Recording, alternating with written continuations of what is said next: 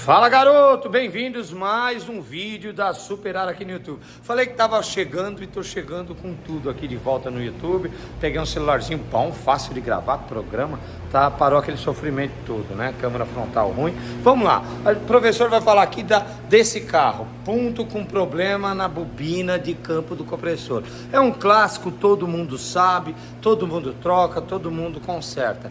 Mas vamos descobrir, a gente tem que sempre descobrir por que essa bobina queima. A gente tem que descobrir o motivo das bobinas queimarem tanto. Será que o problema é no processo? Será que o problema é no projeto?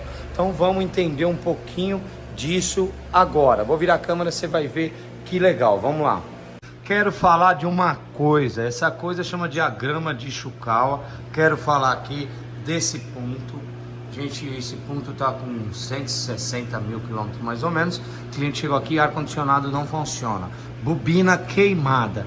Bobina queimada, puxa, 160 mil quilômetros, já gelou gente pra caramba. O compressor já pagou a vida dele, mas a gente já resolveu não arriscar trocar só a bobina. Troca-se o compressor todo e o cliente quis original.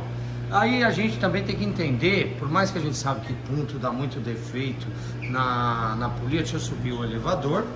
A gente sabe que ponto dá muito defeito na polia, na bobina do compressor do ar-condicionado.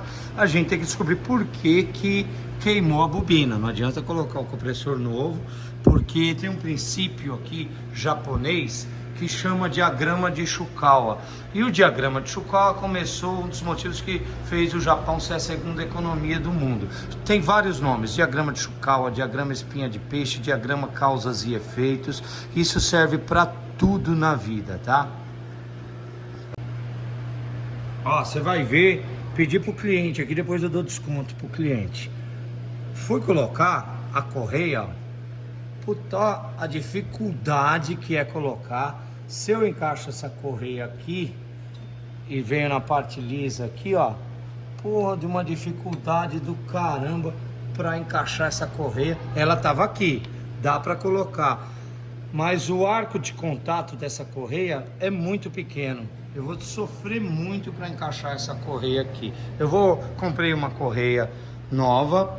Aí eu comprei uma correia aqui da Continental nova. Essa correia da Continental aqui, ela é 6PK 13,90. Agora eu vou colocar essa aqui, a gente vai ver como que fica. Aí a gente vai entender um pouquinho mais desses efeitos. Só um minuto. Ó, o Jusilei tá filmando aqui. E aí agora, ó, vamos colocar a correia nova. Tá vendo? Coloquei a correia nova. Facilidade para colocar a correia nova.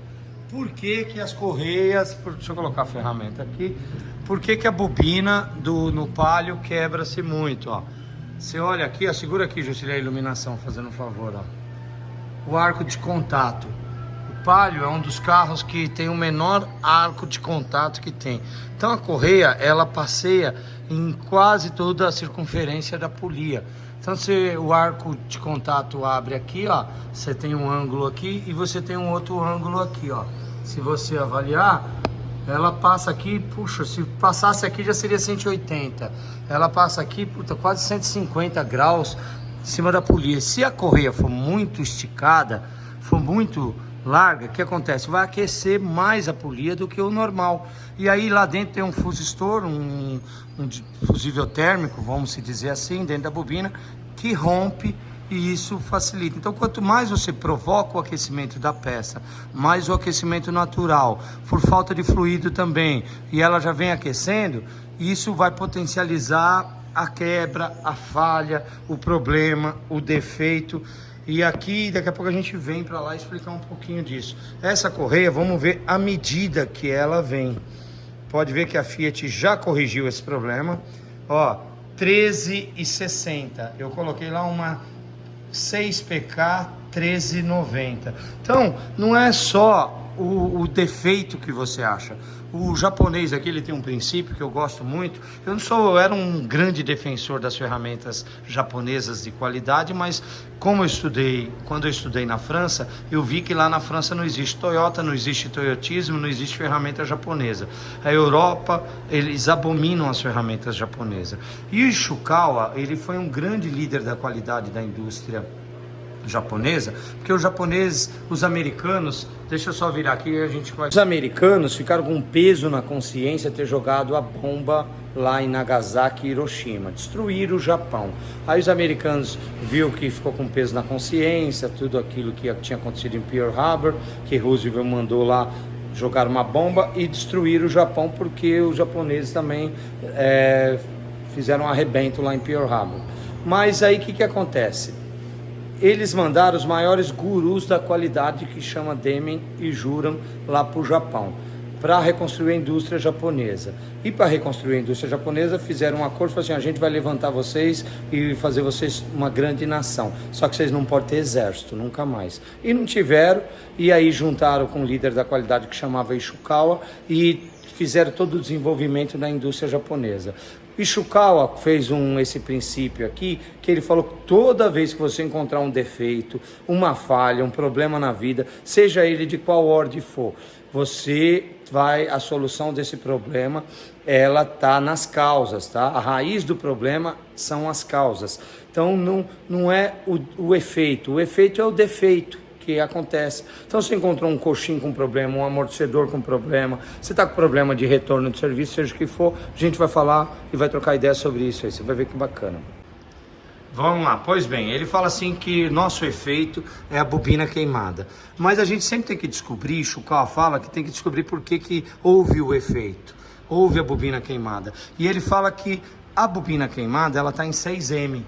É impossível você não achar o defeito nos 6Ms. Eu aplico isso no ar-condicionado. Você pode aplicar na vida, na mecânica, na autoelétrica, em tudo. Ele fala que toda vez que você investigar o 6M, é impossível você não encontrar a raiz do problema. E ele fala que a raiz do problema pode estar no M da máquina.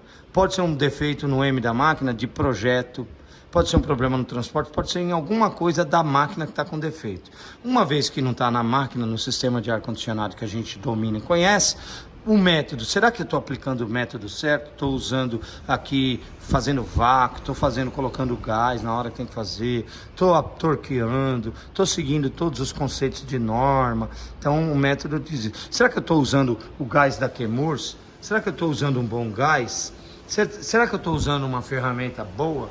Será que eu estou fazendo vácuo com o vacômetro? Então, será que eu estou colocando um óleo? Cadê o óleo? O óleo da Master Cool. Então, será que a gente tem que olhar se os materiais que a gente está aplicando tá bom? Então, eu descartei a possibilidade de ser a máquina, descartei a possibilidade de ser o método, que o profissional é treinado, está fazendo certo, descartei a possibilidade de ser nos materiais. Aí a gente fala, pô, será que a mão de obra tem treinamento?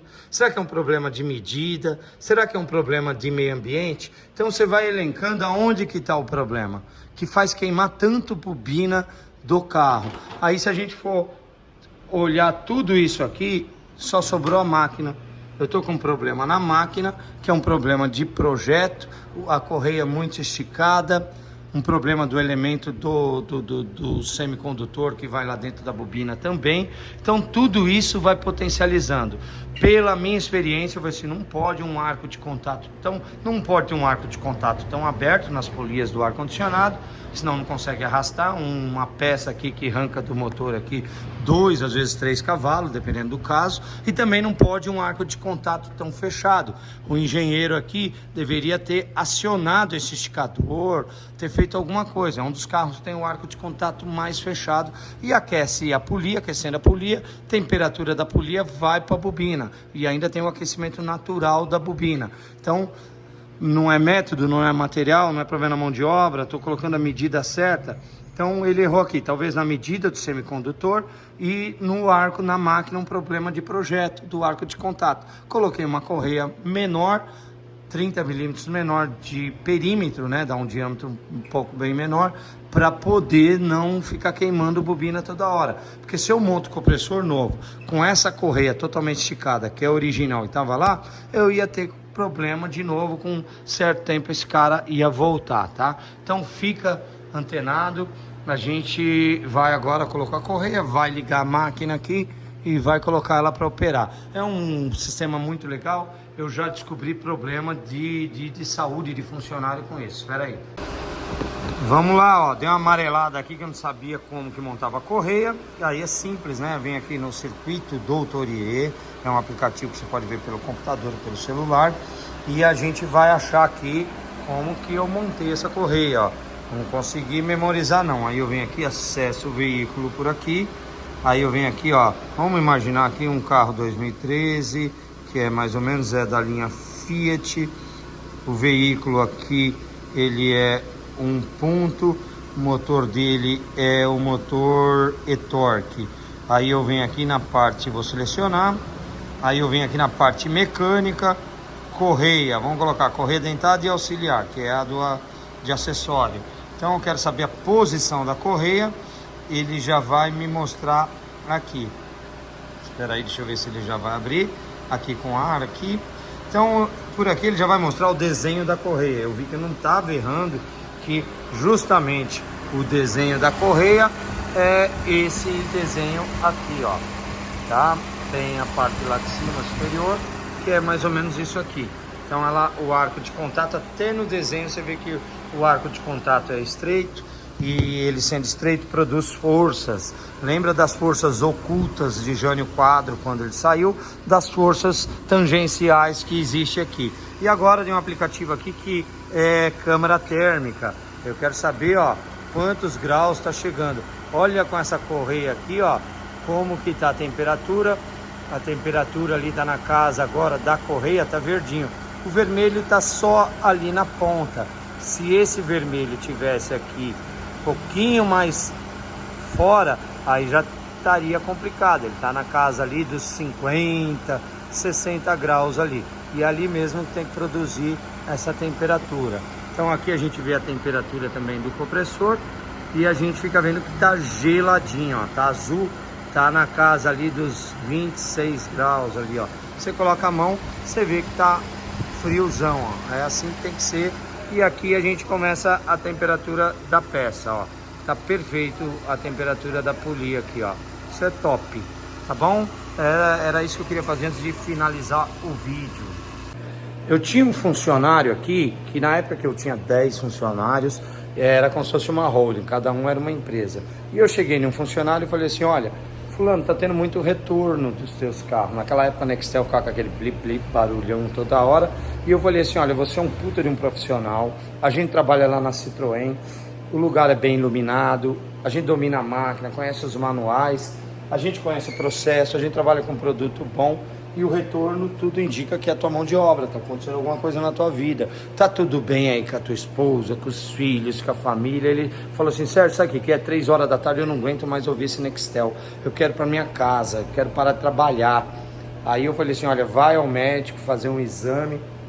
Aí ele foi, a hora que ele voltou, tava com sangue tudo arrebentado, triglicérides, colesterol, tudo ferrado.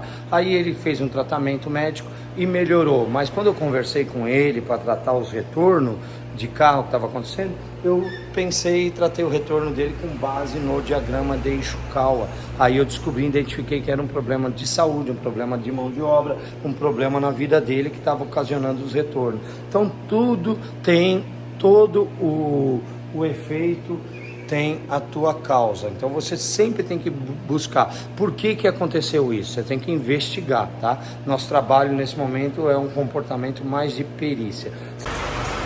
É isso aí, tá? Quem acha não sabe. Quando a gente não sabe, não tem vergonha nenhuma em dizer que não sabe. A gente corre atrás de aprender, tá? A gente tem que entender por que existem os defeitos, as causas dos defeitos, as causas dos efeitos. É simples assim. Se você gostou do vídeo, deixa o teu like aí, compartilha e até o próximo vídeo. Obrigado aí por ter prestigiado até aqui.